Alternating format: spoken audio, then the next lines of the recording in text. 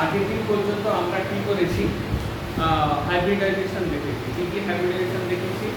sp3, তারপরে sp2, তার মধ্যে ক্যালকুলেট করেছি কত পার্সেন্ট s ক্যারেক্টার, কত পার্সেন্ট p ক্যারেক্টার। যেমন sp তে দেখেছো তোমরা s ক্যারেক্টার হচ্ছে 50% আর p ক্যারেক্টার 50%। sp2 হলে কি হবে? হ্যাঁ, তাহলে s হলে 1/3, দ্যাট ইজ 33%, আর p2 বাকি 66.6% অ্যারাউন্ড। তারপরে যেটা যেরকম আছে sp3d2, sp3d, তার মধ্যে s ক্যারেক্টার কত, p ক্যারেক্টার কত, d ক্যারেক্টার কত, এটা পুরো আমরা ক্যালকুলেট করে নিয়েছি এবং দেখে নিয়েছি। আমাদের একটা প্রাথমিক ধারণা তৈরি হয়ে গেছে যে হাইব্রিডাইজেশন কি।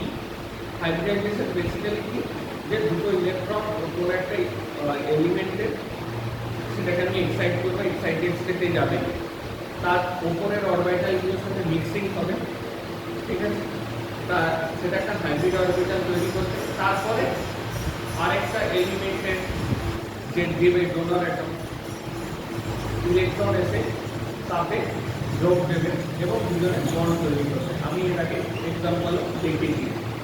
তো বেসিক্যালি ব্যাপারটা একটু রিক্যাপিচুলেট করা যায়। যেমন কি ধরো ডিএসিপি তে আমরা কি দেখেছি,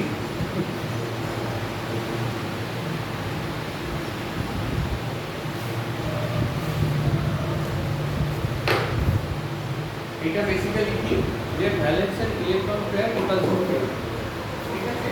তাহলে আজকে আমরা টপিকটা কি করব, টপিক হচ্ছে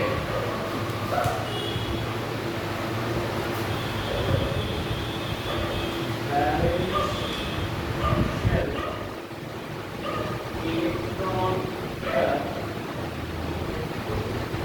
রিপালশন।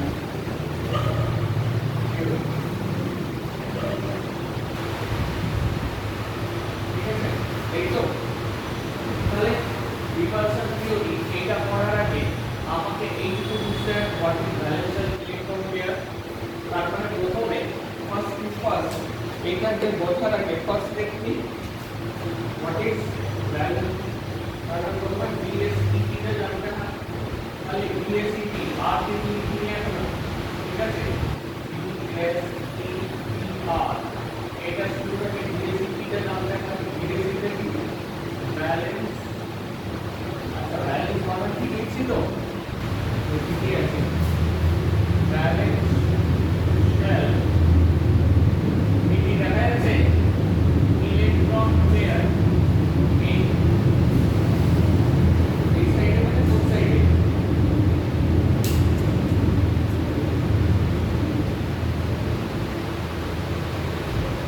এইখানটা দেখা যাচ্ছে,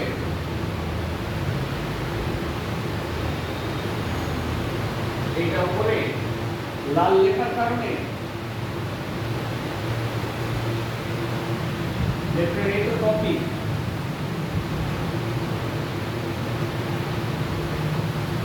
আচ্ছা দেখা যাচ্ছে সেইটা বলো। আমরা হচ্ছে একটা হয় আউট অফ স্ক্রিন আর এবারে দেখা যাচ্ছে টপিক। আচ্ছা এরকমটা কেন হচ্ছে দেখি, ঘরে আলো ঢুকুন তো,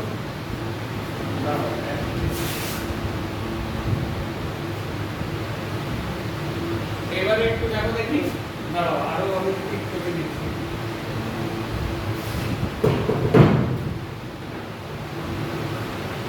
এখন ঠিক আছে নাকি? এবার ঠিক আছে তাই তো?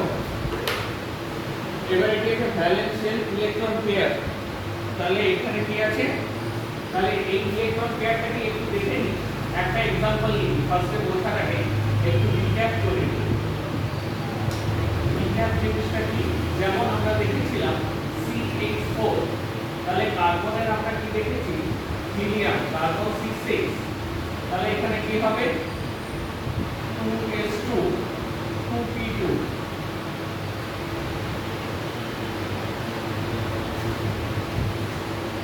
হলো 2s2 2p2 এক, তাহলে এটা এরকম 1 2 3 এবং 4। এখন C6 কার্ব যদি হয় তাহলে আমি লিখছি হিলিয়াম তাহলে আমি কি করব, এই যে এইখানে একটা এখানে দুটো, এটাকে আমি এখানে তিনটে নিয়ে নিই। এটা দিলে কিরকম হবে এক্সাইটেড স্টেটে, একটা দুটো তিনটে চারটা পাঁচটা, এই তো। তাহলে এবারে দেখো এই দুটোকে আমি যদি একসাথে এনে কিরকম দাঁড়াবে, এইরকম। তার মানে একটা এস আর তিনটে পি অরবিটাল, এটাকে কি নাম দেবো, sp3, তাই তো। তিনটে একসাথে, এটা আগে দিন দেখিয়েছি। এরপরে দেখো CH4 যদি দেখাতে হয় তাহলে আমি এরকম ভাবে আমি একটা দুটো তিনটে চারটে হাইড্রোজেন হাইড্রোজেন হাইড্রোজেন হাইড্রোজেন, এখন এটা একটু আমি এখানে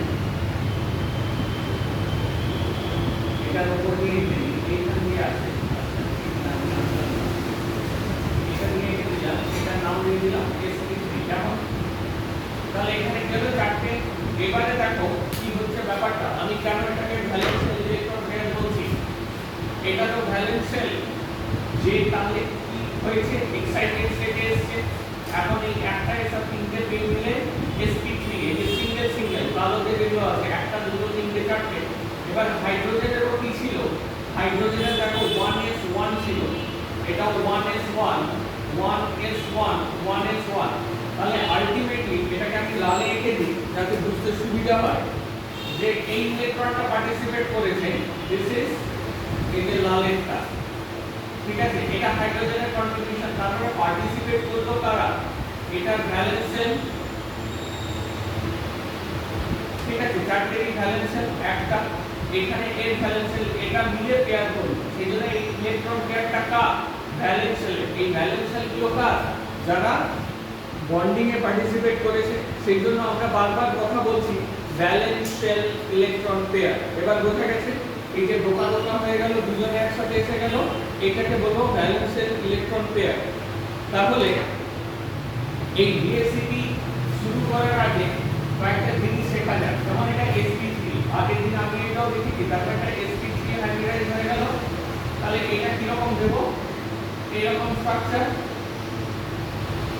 হাইড্রোজেন, এটা আমি আগে কিন্তু বলেছিলাম যে এটা টেট্রাহেড্রাল স্ট্রাকচার। কি রকম টেট্রাহেড্রাল, কি রকম দেখা যাক। আমার কাছে দুটো এইখানে বন্ড আছে, এই যে এইটা হচ্ছে অন দা প্লেন, বা এই ধরনের আমি ধরে নিতে পারি, এইটা হচ্ছে প্লেনের মধ্যে আছে। ভালো করে দেখবে, একটা দুটো, এই যে হাইড্রোজেনটা অন দা প্লেন। এইবারে 3 নম্বরটাকে কোথায় নেব, এইটা পেছন দিকে নিলাম, এই যে দেখা যাচ্ছে। তাহলে এই প্লেনে xy প্লেনে এটা যে থাকে, xy প্লেনের নিচে আছে এই কালোটা হাইড্রোজেন, আর এই যে সামনের দিকে টুয়ার্ডস ইউ, এই যে তোমার দিকে প্রজেক্ট করে আছে টুয়ার্ডস দ্য স্ক্রিন, এইটা হচ্ছে তোমার দিকে। আর এটা দেখো বিহাইন্ড দ্য স্ক্রিন আছে, অ্যাওয়ে ফ্রম দ্য স্ক্রিন, এটা হচ্ছে পেছনে একটা। তাহলে এটা বোঝা গেল, তাহলে এটা হচ্ছে আমার sp3 হাইব্রিডাইজেশন। এখন এই যে আমি চট করে বলে দিলাম, এখানে দেখো কয়েকটা নোমেনক্লেচার আগে আমরা ঠিক করে নিই, আগে কয়েকটা জিনিস বুঝে নিই। তাহলে এইটাকে আমি কি বলবো, এইটাকে আমি সিটাকে বলবো সেন্ট্রাল অ্যাটম। আচ্ছা, লাল কালি দিয়ে সমস্যা নাই তো, এইটাকে বলবো সেন্ট্রাল অ্যাটম। সেন্ট্রাল অ্যাটম কোনটা, it is holding max number of bonds, ঠিক তো। আর এইটাকে যেটাকে বলবো, এইটা বলো এই যে গ্রুপে যেগুলো করা আছে, এখানে কি কার্বন, এখানে কি আছে গ্রুপে হাইড্রোজেন, এটাকে কি বলবো টার্মিনাল অ্যাটম, ঠিক আছে। তাহলে এটা আমি সে ফর एग्जांपल আমি এখানে কি দিয়েছি, এটাকে ঋষি, আচ্ছা ঠিক আছে দেখে নাও। তাহলে এটা কি হবে, তাহলে এটাকে সেন্ট্রাল অ্যাটম, এইটাকে মাঝখানেটাকে বললাম যেটা holding maximum number of bonds, আর এই হাইড্রোজেনটাকে বলে দিলাম টার্মিনাল অ্যাটম। তাহলে দুটো শিখলাম। নম্বরটা শিখবো। দেখো একটা জিনিস, এইখানে দেখো একটা ইলেকট্রন, এর একটা ইলেকট্রন আছে, প্রত্যেক হাইড্রোজেনের একটা করে ইলেকট্রন আছে। এখানে আমি লালে এঁকে দিলাম ইলেকট্রন, এই ইলেকট্রন। আর এইখানে আমি আঁকবো কার্বনের ইলেকট্রনটা। দেখো এরা পেয়ার আপ করে আছে।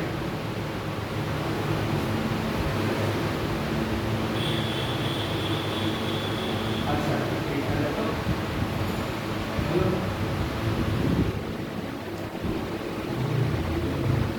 এখানে পেয়ার আপ করে আছে চারটে, দেখতে পাচ্ছ কিনা?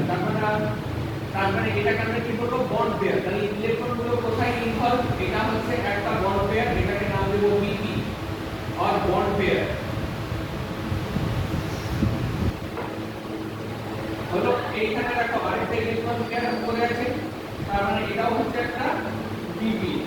এগুলো সবকটাই হচ্ছে এক একটা করে বিপি বন্ড পেয়ার। আরেকটা एग्जांपल শর্ট করে নিয়ে নিই, যেখানে আরেকটা টার্ম আমরা ইন্ট্রোডিউস করব, সেটার নাম হচ্ছে lone pair. This is nitrogen.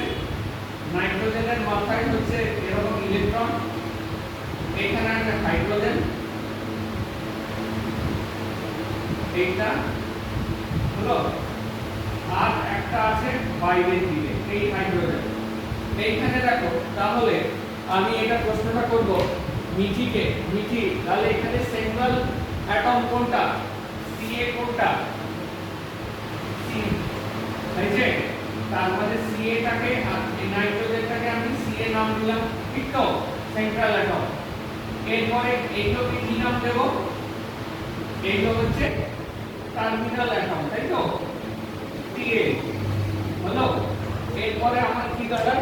আগেকার মতোই এখানে হাইড্রোজেন, এখানে দেখো কি আছে, এখানে আমি দিলাম হলো নাইট্রোজেনের দেখ এখানে একটা জিনিস পড়ে আছে নাইট্রোজেনের।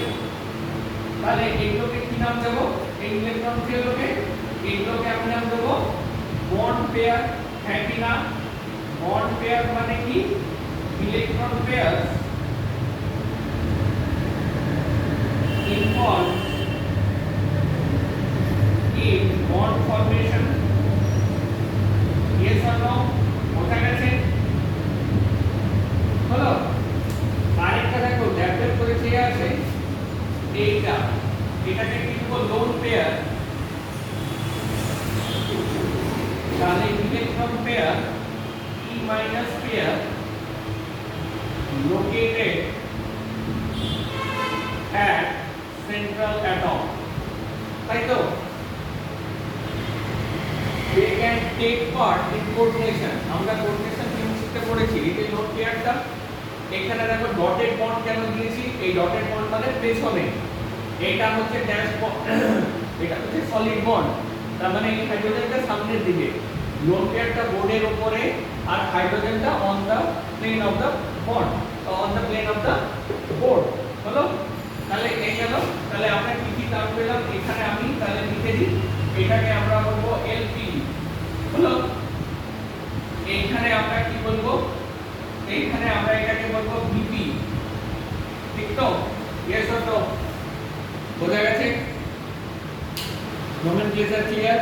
তাহলে দুটো term, bond pair, lone pair, central atom and terminal atom, ঠিক তো? এবার সেন্ট্রাল অ্যাটমকে আমরা এরপর থেকে লেটস অ্যাসিউম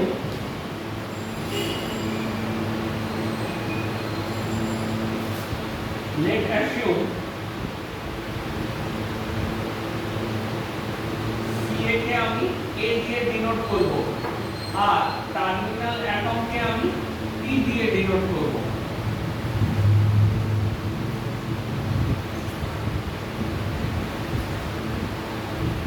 জেনারেল ডিনোশন বোঝা গেছে?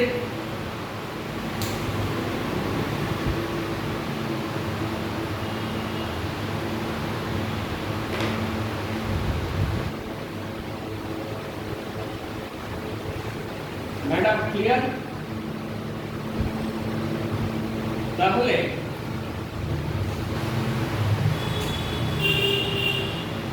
তাহলে এবারে কয়েকটা জিনিস আমরা লিখে নিই।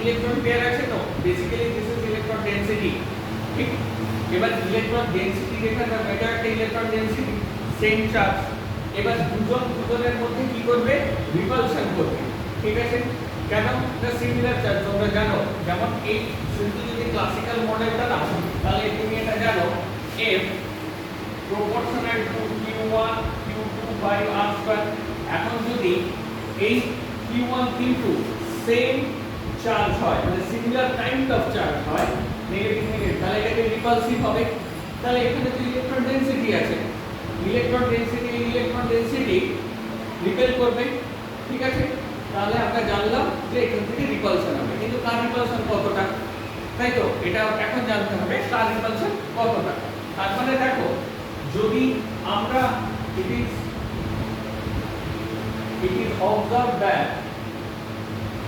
is observed that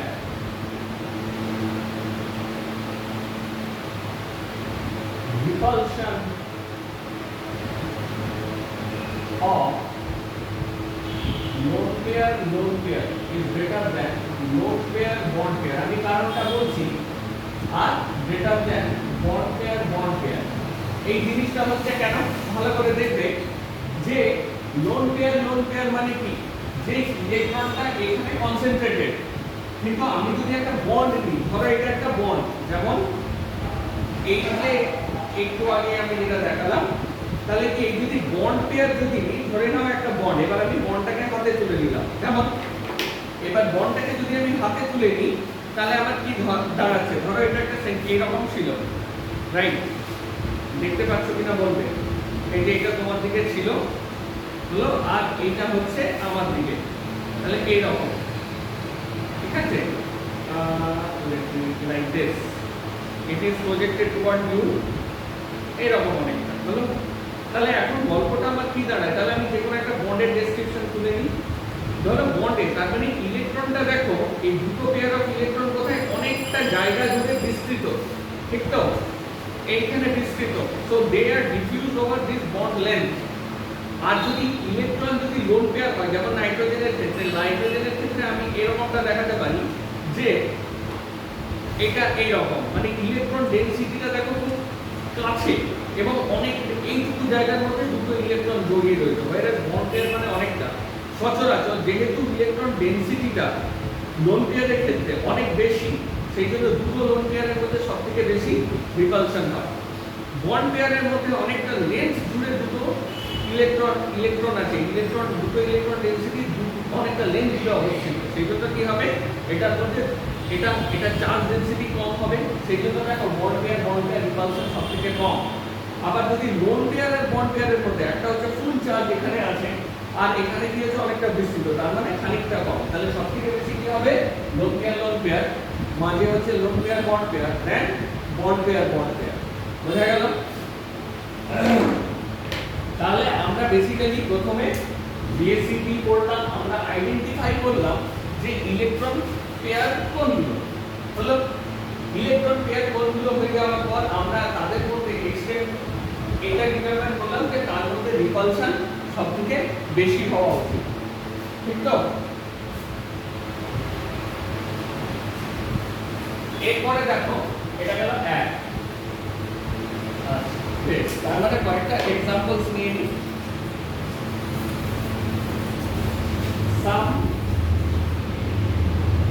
observe example কিরকম যেমন ধরো DSET যদি 2 3 আচ্ছা এখানে ছোট করে রাখি 3 আর 4 হয় তাহলে নাম্বার অফ হাইব্রিড অরবিটালস কত হলো তার মধ্যে এবারে লিখব হাইব্রিডাইজেশন কি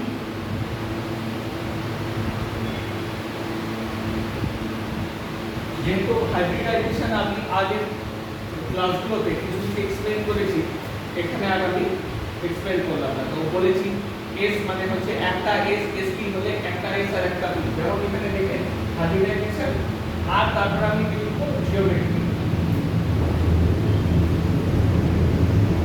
ঠিক আছে, যেমন আগের ক্লাস থেকে যদি আমি বলতে নিই তাহলে তার মানে আমাদের যদি দুটো ইলেকট্রন পেয়ার থাকে তাহলে নাম্বার অফ হাইড্রোজেন অরবিটালস কত, দুটো। আমরা দেখবো एग्जांपल করলে পরে বুঝতে পারবো। কারণ দুটো ইলেকট্রন পেয়ার দুটো বন্ড করতে হবে, ঠিক আছে, বন্ডে ইনভলভ। হাইব্রিডাইজেশন এখানে লিখব sp, তার মানে এখানে কি আসবে, একটা s আর একটা p অংশগ্রহণ করবে, তার মানে s এর 50% ক্যারেক্টার আর p এর 50% ক্যারেক্টার। ঠিক আছে, বেশ। তাহলে জিওমেট্রি কি রকম হবে আমি আগে দেখি। সেন্ট্রাল এবং কে আমি এখন যদি a লিখব আর টার্মিনাল এটমকে p, তাহলে এটা স্ট্রাকচারটা কি রকম হবে, এই যদি মাঝখানে যদি আমার সেন্ট্রাল অ্যাটম থাকে দ্যাট ইজ A, এটাকে P বলে দিলাম, এটাকে T বলে দিলাম, হলো। এইটাকে আমি এবার করব 180 ডিগ্রি, হলো।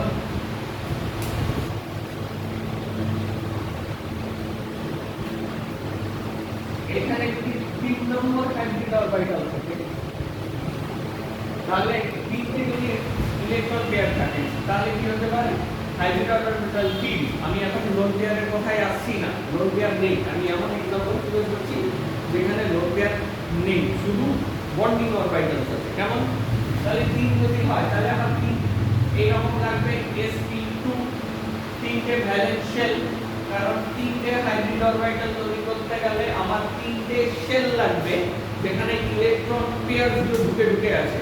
তার মানে আমার তিনটে আমি দেব sp2, এখানে যেমন দুটো ছিল এখানে তিনটে। এটা স্ট্রাকচারটা কি রকম হবে, এটা স্ট্রাকচার হবে এখানে a লিখলাম, হলো, p p t, মাঝখানের অ্যাঙ্গেল কত, এটা খুব ইম্পর্টেন্ট, 120। এটা 120, এটা 120। কেমন, ঠিক আছে, সেটা হলো, ঠিক আছে, বেশ। এবারে BSCP যদি 4 হয় তাহলে ব্যাপারটা কি রকম দাঁড়ায়, নাম্বার অফ হাইড্রোজেন অরবিটালস 4, তাহলে এটা কি হবে sp3। কারণ আমি শুধু এখানে বন্ড পেয়ারিং নিয়েছি। एग्जांपलটা কি, এই एग्जांपलটা তোমরা নিজেরাও জানো। একটা হচ্ছে দেখো CH AH, ঠিক আছে, এর মধ্যে অ্যাঙ্গেল কত হবে, এই অ্যাঙ্গেলটা কত, 109 ডিগ্রি 28 মিনিট, ঠিক আছে। আর এই যে গ্যাস আর সলিড বন্ড আছে, এখানে একটা হাইড্রোজেন আছে, হাইড্রোজেনটা দিতে গেছি, তার মানে ব্যাপারটা কি, আচ্ছা এখানে আমি জেনারেল দিয়ে লিখি, আমরা এখানে আমরা লেখা হয়েছিল a, এটা লিখব টার্মিনাল, এটা লিখব টার্মিনাল, এটা টার্মিনাল, এখানে লেখা হয়েছিল আমার টার্মিনাল, হলো। এই যে স্ট্রাকচার, এই যে লাইনগুলো কি কোনতে করে এটা আমার বলার দরকার নেই, you have already got the point, ঠিক আছে। এবারে মুভ করি সাম ওয়ার্কআউট এক্সাম্পলস।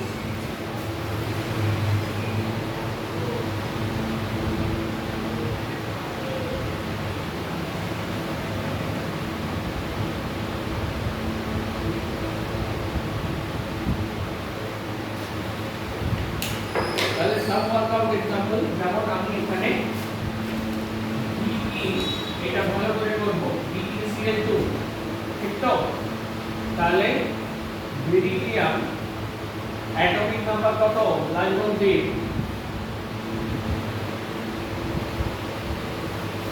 অ্যাটম, হ্যাঁ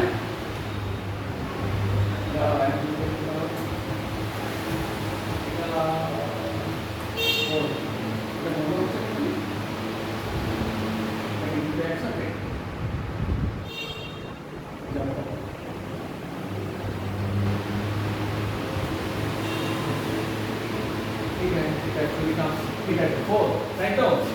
তার মানে আমি এটা লিখতে পারি হিলিয়াম 2s2 2p ডাবল এইটা, আর এখানে আমার কি থাকবে 2p 0 থাকবে। দেখো এটার সাথে কতজন সহমত, এর p অরবিটাল আছে কিন্তু ভ্যাকেন্ট পেজ, তাই তো? এটা কিন্তু নেসেসারি ইনফরমেশন। তাহলে আগের দিন যে দেখিয়েছিলাম দেখবে শেষ লগ্নে যে কোভ্যালেন্সি ইনক্রিজ করতে পারে কিভাবে, না ভ্যাকেন্ট অরবিটালে ইলেকট্রন ট্রান্সফার করে এক্সাইটেড স্টেটে। তার মানে আমি যদি এটা লিখি বি স্টার 4, তার মানে আবার কি দাঁড়ায়, হিলিয়াম এরকম লিখলাম, ঠিক তো? এটা এরকম। তাহলে এবার দেখো কি হলো, একটা দুটো হলো, এই দুটো হচ্ছে ভ্যাকেন্ট। তার মানে আমার কাছে একটা এস আর একটা পি অংশগ্রহণ করলো, তার মানে এখানে আবার কি হবে, এটা হচ্ছে এসপি, তাই তো? yes or no? দুটো অরবিটাল, তার মানে এটা গেল 1, এটা গেল 2, 3 নম্বর হচ্ছে এটা ছিল BE, এইখান থেকে কি হলো Cl, এটা Cl হলো, তার মানে এটাকে কি বলবো, Sp hybridise, yes or no? আর এখানে কি হবে, BeCl2 হবে।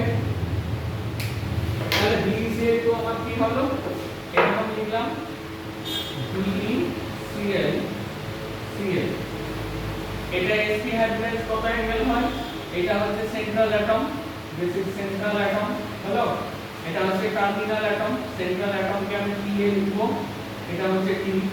তাহলে অ্যাঙ্গেল কত হলো, 180 ডিগ্রি, ঠিক আছে? হ্যালো, শোনা যাচ্ছে তো? বেশ,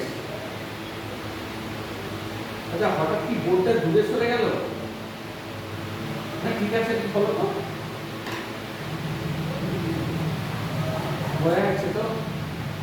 বেশ, তাহলে আমাকে একটা ছোট্ট করে এবার নিজেদের মতো ক্যালকুলেট করে বলবে, আমি যদি BCl3 করি কি রকম, আর CH4 করি সেটা কি রকম?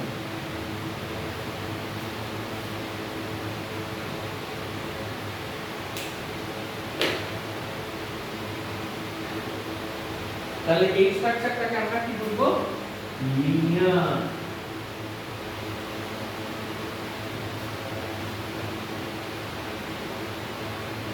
আচ্ছা,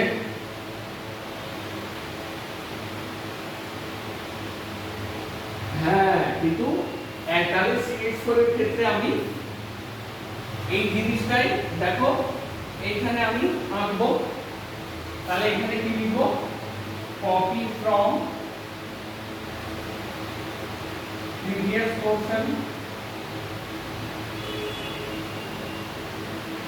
ঠিক তো? কিন্তু এখানে একটা জিনিস, একটা টেক হোম আমি মেসেজ দিলাম কি, এখানে বন্ড পেয়ার কটা আছে, হিসাবটা একটু লিখে নিই। বন্ড পেয়ার কটা আছে, BP, এখানে বন্ড পেয়ার আছে দুটো, লোন পেয়ার কটা আছে, 0 হলো। তাহলে BSEP কত, BSEP কত ইকুয়ালস টু 2, তাই তো? এই ক্ষেত্রে কি হবে, বেরিলিয়াম 5, তাই তো? yes or no? তাহলে helium 2s2 2p1, yes or no? ঠিক আছে? তাহলে বেরিলিয়াম যখন এক্সাইটেড হবে তখন কি রকম হবে, হিলিয়াম লিখলাম, আচ্ছা এখানে এইভাবে লিখে দিই একটা 5 বেরিলিয়াম, তাই তো?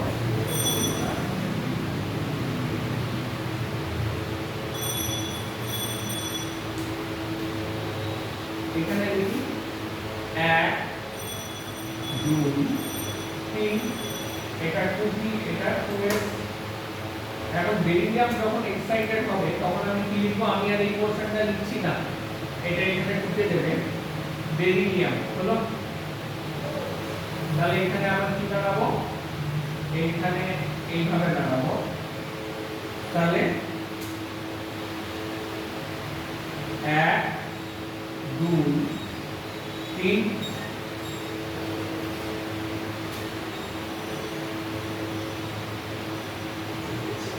হলো।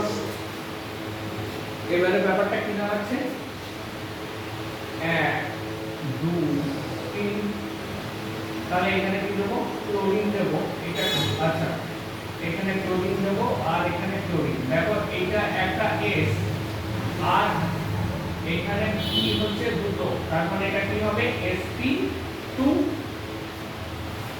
কি লিখি এই জায়গাটা বোঝা গেছে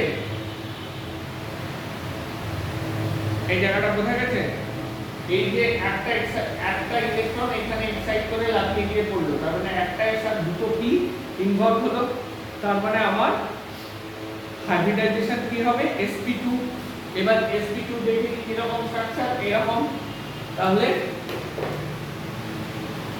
বোরন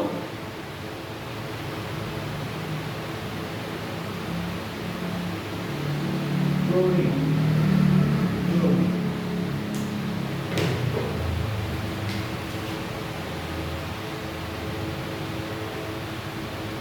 এটা 120 ডিগ্রি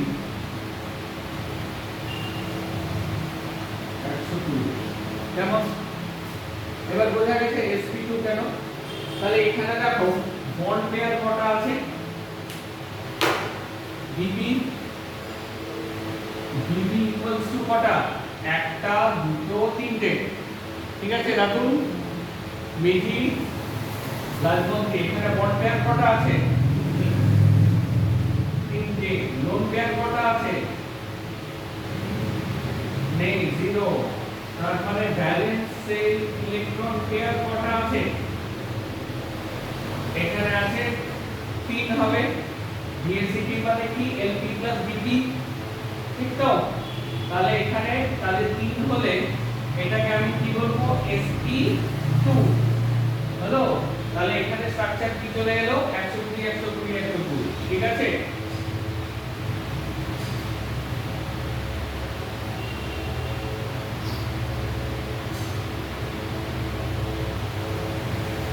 আর CH4 টা ততক্ষণ নিজের মতন করে নাও চটপট করে এখানে তাহলে CH1C এখানে কি বলে লিখেছি এই C ইনার পোরশন এখানে একটু যেটুকু লেখা এক্সট্রা যেটুকু এই পোরশনটাই আমরা এখানে লিখব তাহলে এখানে কি হবে C এটা আমি লিখে দিই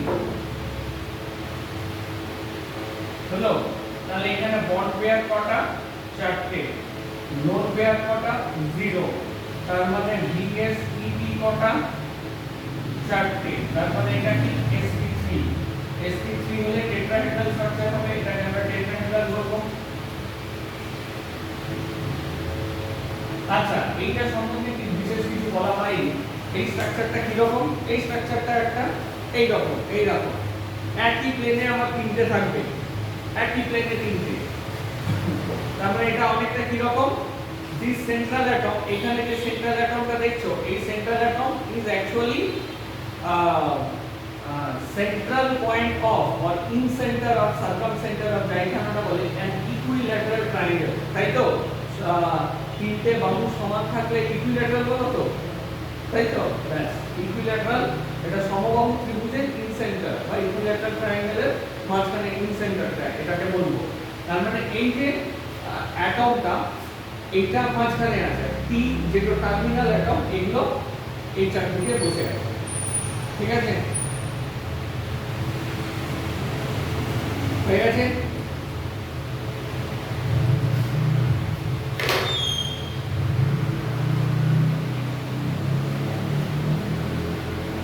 বোঝা গেছে তাহলে নেক্সট জিনিসে মুভ করি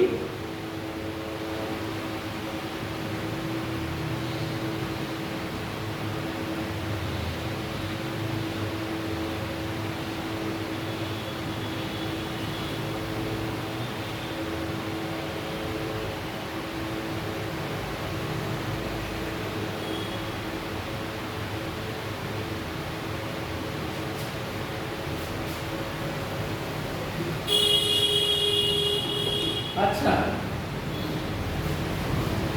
তাহলে এইটা আমি মুছে দিলাম কেমন